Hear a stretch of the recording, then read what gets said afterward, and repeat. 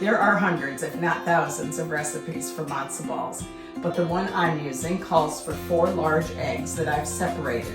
I'm going to beat the egg whites first until they're stiff, and then make the other additions to the matzo balls, that being the egg yolks and 1 cup of matzo meal. After that, I will fold in additional flavoring ingredients like salt and pepper, and I add about a tablespoon of chopped fresh parsley and another tablespoon of fresh minced ginger. After the egg whites are beaten to a stiff peak, lower the speed of your mixer and add the egg yolks one at a time. Follow this with 1 cup of matzo meal. You can see that it's very dusty, so use a bowl cover or tend to your mixer with a clean dish towel. So now I'm just going to add freshly minced parsley and freshly minced ginger.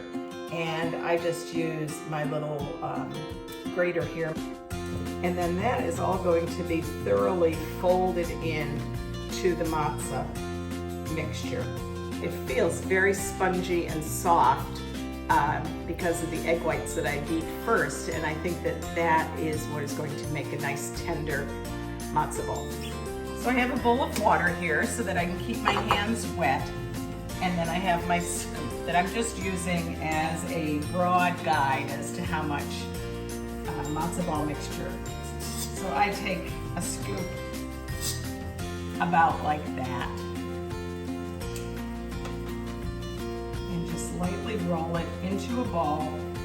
Not too much, enough so that it holds together, but not enough that you're really condensing the matzo ball.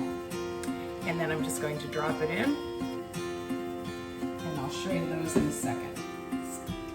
And lo and behold, we have 12 matzo balls. What are the chances of that ever happening again? Here they are in the broth.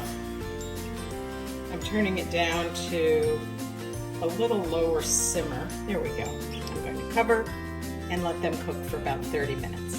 When these matzo balls are done cooking, I'm going to put them onto a cookie sheet that's been lined with parchment paper and let them cool thoroughly. When they're cooled, then I'm going to place them in the freezer. And then when frozen, I'll put them into a Ziploc bag where they can be stored until I'm ready to serve them with the chicken soup. Of course, people have been making matzo balls or dumplings for centuries, so don't be afraid. However, if you're a little pinched for time, or you just want to try something that might be a little less complicated, I wanted to show you this. You'll find it in the grocery store. It's just a boxed matzo ball mix from a well-known manufacturer, and they're very easy to make and equally delicious. So good luck making matzo balls. I'll see you at the end of the month. And remember, the fork, or in this case, the soup spoon, is always on the left.